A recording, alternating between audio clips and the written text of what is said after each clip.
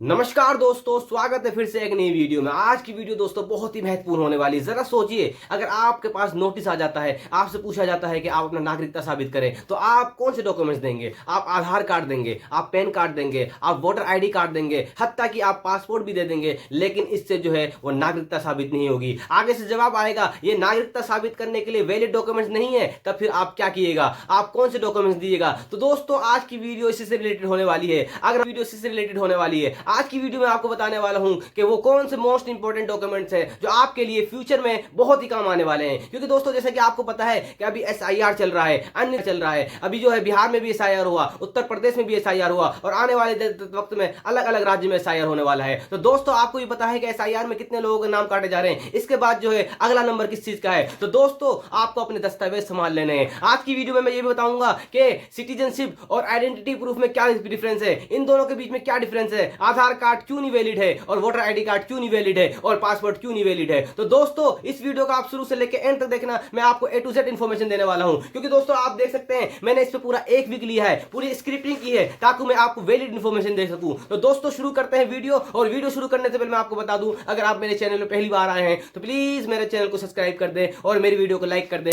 क्योंकि आपके लिए मैं चाहता हूं कि अच्छी से अच्छी वीडियो बना सकूं। तो दोस्तों शुरू करते हैं आज की वीडियो। दोस्तों सपोज किया आपने आधार कार्ड, वोटर आईडी कार्ड सब कुछ दे दिया, इसके बाद भी आपसे ये पूछा जाएगा कि ये वैलिड नहीं है, तो फिर आप क्या कीजिएगा? दोस्तों सबसे पहले हम जानते हैं कि ये मुद्दा क्या है। दोस्तों सबसे पहले हम ये जानते रहे आइडेंटिटी और सिटीजनशिप में मतलब डिफरेंस क्या है, दोनों का डिफरेंस क्या होता है। दोस्तों सबसे पहले हम ये जानते हैं कि आइडेंटिटी और सिटीजनशिप में दोनों डिफरेंस क्यों है, मतलब दोनों एक दूसरे से अलग क्यों हैं। तो दोस्तों आइडेंटिटी का मतलब होता है आप कौन हो, मतलब कि ये आइडेंटिटी का मतलब होता है कि आप कौन हो। सिटीजनशिप का मतलब होता है कि आप किस देश से हो, मतलब कि ये दोनों जो है वो अलग अलग चीज है, मतलब एक चीज अलग है तो एक चीज अलग है। तो दोस्तों आधार कार्ड क्या बताता है? आधार कार्ड आपका नाम, address, date of birth. PAN card क्या बताता है? पैन कार्ड बताता है आप टैक्स सिस्टम में रजिस्टर हो। और वोटर आईडी क्या बताता है? आप वोटर लिस्ट में ऐड हो। और पासपोर्ट क्या बताता है? पासपोर्ट बताता है कि आप इंडिया से दूसरे देश में ट्रेवल कर सकते हो। लेकिन दोस्तों सिटीजनशिप क्या कहता है? वो कहता है कि आपको वोट देने का अधिकार है, वो कहता है कि आपको इलेक्शन लड़ने का अधिकार है, वो कहता है कि आप पीएम बन सकते हैं, वो कह सकता है कि आप सरकारी लेवल में मतलब सरकारी जॉब कर सकते हैं। तो सिटीजनशिप जो है वो आपको लीगल स्टेटस देता है, ये कॉन्स्टिट्यूशन से जुड़ी हुई। सिटीजनशिप जो है वो लीगल स्टेटस है और ये कॉन्स्टिट्यूशन से जुड़ा हुआ होता है। सिंपल लैंग्वेज हम याद रखते हैं, आइडेंटिटी प्रूफ का मतलब होता है पर्सनल इंफॉर्मेशन, मतलब ये आइडेंटिटी प्रूफ का मतलब होता है कि पर्सनल इंफॉर्मेशन मतलब पर्सनल के बारे में बताना। और सिटीजनशिप का मतलब होता है लीगल रिलेशनशिप विद नेशन, मतलब कि ये सिटीजनशिप का मतलब होता है लीगल रिलेशनशिप, मतलब रिलेशनशिप विद नेशन, देश के साथ। ठीक है दोस्तों, अब हम समझते हैं कि आधार कार्ड की रियलिटी क्या है। आधार कार्ड से अगर हम अपनी जो है देश की नागरिकता क्यों नहीं साबित कर सकते हैं? लोगों का भ्रम होता है कि आधार कार्ड को जो है वो हम हर जगह यूज करते हैं। कहां यूज करते हैं? आज के टाइम में आधार कार्ड सबसे पावरफुल आईडी है। बैंक, सिम, सब्सिडी, हॉस्पिटल, हर जगह यूज होता है। मतलब कि ये लोगों का ये मिथ है, आधार कार्ड जो है आज के टाइम में मोस्ट इंपोर्टेंट आइडेंटिटी प्रूफ है। चाहे आप कहीं पे भी जाएं, चाहे आप बैंकिंग में जाएं, चाहे आप हॉस्पिटल में जाएं, चाहे आप सब्सिडी लेने जाएं, तो आधार कार्ड हर जगह वैलिड होता है। लेकिन जब जो है नागरिकता की बात होती है तो आधार कार्ड वैलिड क्यों नहीं होता है? इसके ऊपर सुप्रीम कोर्ट ने क्लियर कहा है, Aadhaar card is not proof for citizenship. मतलब कि ये आधार कार्ड जो है वो सिटीजनशिप के लिए प्रूफ क्यों नहीं है? वो कहा है आधार कार्ड एक्ट 2016 सेक्शन 9 में लिखा है आधार कार्ड सिर्फ रेसिडेंसी का प्रूफ है। मतलब अगर कोई फॉरेनर भी इंडिया में 182 दिन से ज्यादा लीगली रहता है तो वो भी आधार कार्ड बना सकता है। तो आप खुद बताओ, अगर फॉरेनर भी अगर आधार कार्ड बना सकता है तो क्या ये नागरिकता का सबूत हो सकता है? तो दोस्तों ये नागरिकता का सबूत नहीं हो सकता है, क्योंकि फॉरेनर के पास भी आधार कार्ड हो सकता है 182 दिन के बाद। तो दोस्तों ये सिटीजनशिप का फाइनल प्रूफ कैसे हो सकता है? तो आप ही बताइए, क्या ये फाइनल प्रूफ सही हो सकता है? तो दोस्तों आधार कार्ड सिर्फ सपोर्टिंग डॉक्यूमेंट्स होता है, ये फाइनल एविडेंस नहीं होता है। मतलब कि ये दोस्तों आधार कार्ड जो है वो आपका फाइनल एविडेंस नहीं होता है, ये सपोर्टिंग एविडेंस होता है। मतलब इसमें आप इसको सपोर्टिंग की तरह यूज कर सकते हैं। दोस्तों अब हम चलते हैं दूसरा जो है मोस्ट इंपोर्टेंट है, जो कि है वोटर आईडी कार्ड और पासपोर्ट का सच। मतलब कि वोटर आईडी कार्ड और पासपोर्ट का सच है, क्या सच है दोस्तों? अब आते हैं वोटर आईडी पर। कॉमन लॉजिक क्या कहता है? वोटर वोट दे सकते हैं तो सिटीजन ही होंगे। मतलब कि लोग ये सोचते हैं कि वोटर आईडी से हम वोट तो दे सकते हैं, वोट देते हैं तो क्या हम इससे क्या कहते हैं इससे तो हम नागरिक भी हो गए, हम जो देश के हिंदुस्तान के नागरिक भी हो गए, क्योंकि हम इलेक्टेड करते हैं। लेकिन दोस्तों ऐसा कुछ भी नहीं है, बिल्कुल लॉजिक लगता है। लेकिन लॉ क्या कहता है, वोटर आईडी बनाया गया, लेकिन दोस्तों ऐसा कुछ भी नहीं है। वोटर आईडी जो बनाया गया है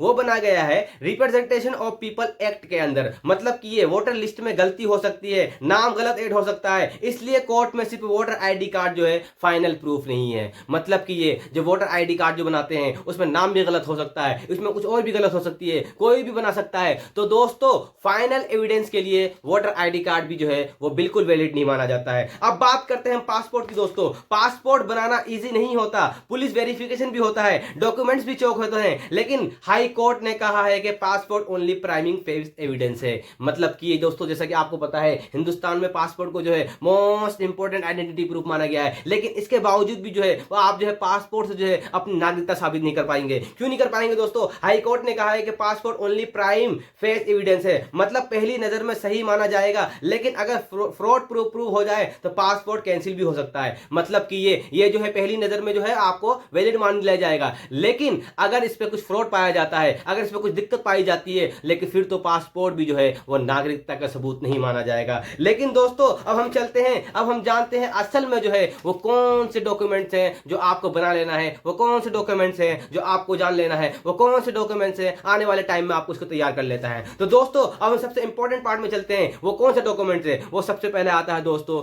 बर्थ सर्टिफिकेट। अगर आपके पास बर्थ सर्टिफिकेट है, अगर आपने बर्थ सर्टिफिकेट को सही अथॉरिटी से इशू करवा रखा है, तो बर्थ सर्टिफिकेट जो है वो मोस्ट इंपॉर्टेंट आइडेंटिटी प्रूफ है आपके जन्म प्रमाण पत्र के लिए, आपके जो है नागरिकता के लिए। तो चलते हैं हम दूसरी तरफ। दूसरा तरफ जो है वो है स्कूल लिविंग सर्टिफिकेट। दोस्तों अगर आपके पास स्कूल लिविंग सर्टिफिकेट है तो आप जो है नागरिकता के लिए सबसे इंपॉर्टेंट डॉक्यूमेंट्स में है, क्योंकि आपको पता है स्कूल सबूत जो है वो बहुत पुराना होता है, वो बहुत पावरफुल होता है, क्योंकि कोर्ट के केस में भी आधार से ज्यादा स्कूल को वैलिडिटी दी जाती है। मतलब कि ये जब कोर्ट में केस होता है, अगर आप जो है आधार की जगह स्कूल का कुछ भी डॉक्यूमेंट्स लगाते हैं, स्कूल लिविंग सर्टिफिकेट लगाते हैं, या स्कूल की टीसी लगाते हैं, या स्कूल की मार्कशीट लगाते हैं, तो ये जो है मोस्ट इंपॉर्टेंट आइडेंटिटी प्रूफ में आता है। क्योंकि आपको पता है दोस्तों स्कूल जो है एक वैलिड इंफॉर्मेशन देता है, मतलब इसमें कुछ लफड़ा नहीं हो सकता, इसमें झूठी जो है एविडेंस नहीं हो सकता, ये आपका प्रूफ होता है। क्यों प्रूफ होता है दोस्तों? स्कूल में हम पढ़ते हैं, स्कूल में जो हमने पढ़ाई की है, इसके बाद जो है बहुत ही पुराना डॉक्यूमेंट्स है दोस्तों,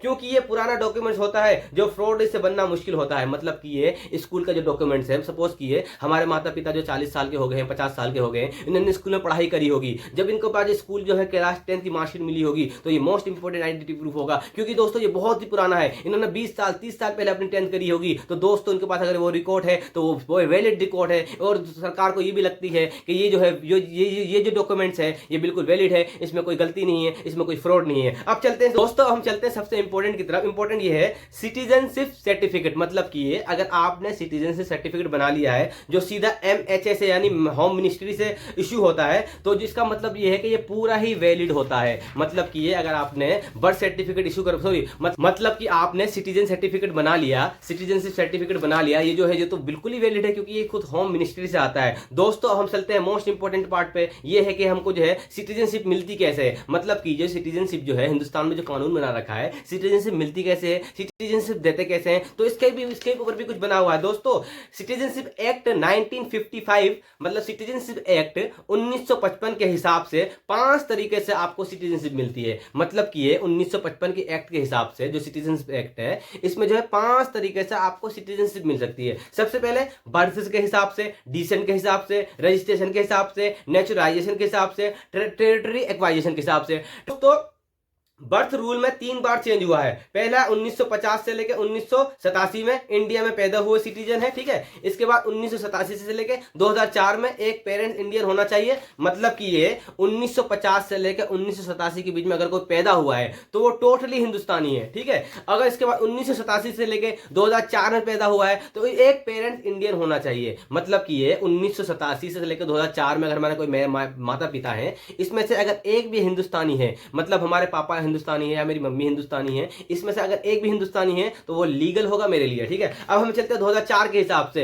एक पेरेंट इंडियन, दूसरा इलीगल माइग्रेंट ना हो। मतलब अगर 2004 के बाद अगर आपको मतलब 2004 का नियम ये कहता है एक पेरेंट इंडियन हो और दूसरा इलीगल माइग्रेंट ना हो। ये डिटेल बहुत लोगों को पता नहीं होती है दोस्तों, ये डिटेल आपको पता है कि बहुत लोगों को पता नहीं होगी, है जो मैंने आपको इन्फॉर्मेशन दी है। दोस्तों फाइनल मैसेज में आपको ये देना चाहता हूं, आधार, पैन, पासपोर्ट ये डेली लाइफ के लिए जरूरी है, लेकिन जब आती है लीगल सिटीजनशिप की, तो दोस्तों सबसे पहले आपको बनाना पड़ेगा birth certificate, school leaving certificate, जो कि है मोस्ट इंपॉर्टेंट है। मतलब कि ये दोस्तों अगर आपके पास आधार कार्ड है, पैन कार्ड है, वोटर आईडी कार्ड है, पासपोर्ट है, तो दोस्तों ये जो है वैलिड इन्फॉर्मेशन नहीं है, ये जो नागरिकता साबित करने के लिए वैलिड डॉक्यूमेंट नहीं है। आपके पास होना चाहिए बर्थ सर्टिफिकेट होना चाहिए, स्कूल लिविंग सर्टिफिकेट होना चाहिए। अगर आपके पास MHA की तरफ से अगर आपने सर्टिफिकेट इशू करवा रखा है तो ये मोस्ट इंपॉर्टेंट माना जाता है। तो दोस्तों मैंने आज की वीडियो बहुत ही इंपॉर्टेंट बनाई है। मैं मानता हूं कि आज की वीडियो बहुत लंबी हो गई है, मैं कहीं कहीं रुका हूं, लेकिन दोस्तों मैंने चाहा है कि आपको वैलिड इंफॉर्मेशन दूं।